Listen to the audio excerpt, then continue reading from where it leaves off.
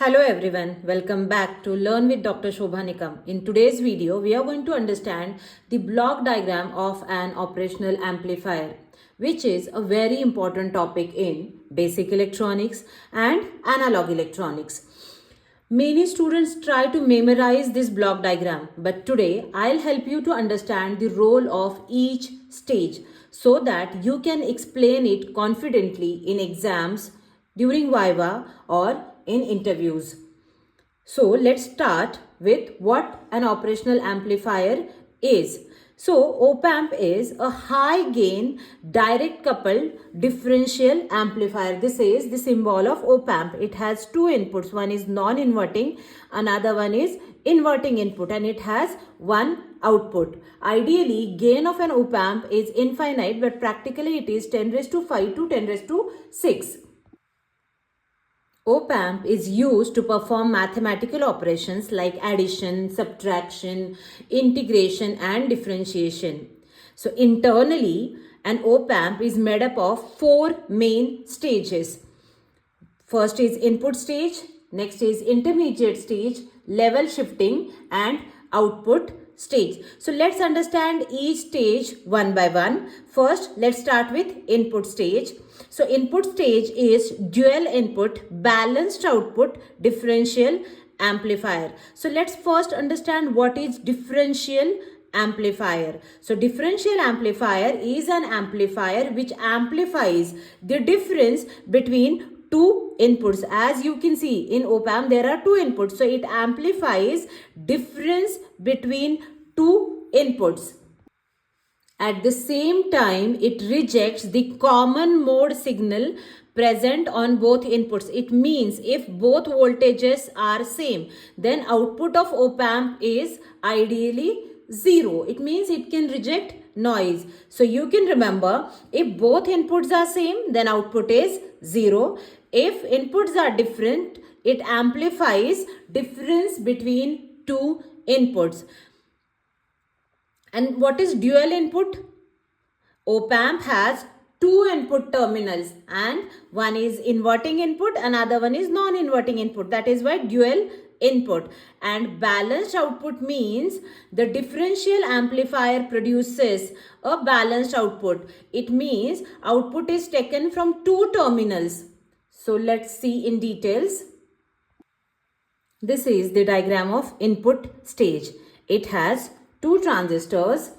These are two inputs, V1 and V2, non-inverting and inverting inputs. Their emitters are combined together, and this is RE, emitter resistance. This is minus VE, this is plus VCC, two voltages applied to op-amp. And these are collector resistors, and you can see outputs are taken from both collectors. So here is a differential amplifier. It means it amplifies difference between two inputs, and here output is not with respect to 0 or with respect to ground.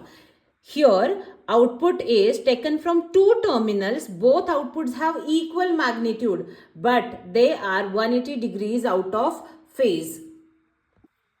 Here also you can see to our input stage we have two outputs. After input stage there is only one output. Advantages of this balanced output is it improves noise immunity. Then after that there is unbalanced output. So see, dual input means two inputs, balanced output means two outputs which are same in magnitude but opposite in phase. And differential amplifier, it means it amplifies the difference. Here also what we have, two inputs. So again what we are going to do is we are going to amplify the difference. So we have differential amplifier, again dual input, but you can see the difference. Output is unbalanced. It means now output is, we have single output. So in practical circuits, we usually need only one output terminal. So the balanced output, here the balanced output is later converted into unbalanced output. So output is taken from one terminal, the other terminal is grounded. Actually, intermediate stage is also called as gain stage sometimes. The main purpose of this stage is to provide very high voltage gain. The voltage gain of op-amp is extremely high. As I told you, it is ideally infinite. Practically, it is 10 raised to 5 to 10 raised to 6. So this stage usually uses common emitter amplifier, similar to input stage, common emitter amplifier. And the function of intermediate stage is it provides maximum voltage amplification and converts balanced output into unbalanced output. Next comes level shifting stage. It has emitter follower with constant current source and it sets DC level to 0. It avoids loading effect and it provides low output impedance and high input impedance. So see what happens in level shifting stage. Here, after amplification, the signal may not be centered at 0 volts. But in ideal op-amp, what happens when both inputs are 0, the output is also 0. So this level shifting stage ensures this condition by shifting the DC level of the signal. And finally, we have the output stage. So purpose of output stage is to provide low output impedance. I have prepared another video of op-amp. In that I have explained all ideal and practical parameters or characteristics of op-amp. In that you can see output impedance of op-amp is 0, so that entire V out will appear across load resistance. There will not be any voltage drop across the internal resistance. So output resistance of op-amp is 0. So it provides low output impedance. It delivers high current to load and protect internal stages from loading effect. It has complementary symmetry, push-pull amplifier. Complementary symmetry push-pull amplifier means one NPN transistor handles positive half cycle. It has two transistors. One is NPN and other one is PNP transistor. So NPN transistor handles positive half cycle if input is sine wave, and negative half cycle PNP transistor will handle negative half cycle. So together they amplify entire output waveform very efficiently. In short, output stage provides low output impedance, increases output voltage swing.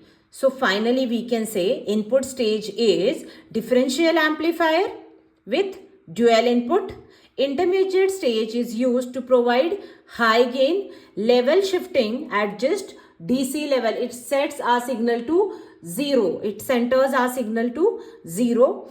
Output stage push-pull emitter follower, which provides low output resistance and high output voltage swing. So this is all about block diagram of an op-amp.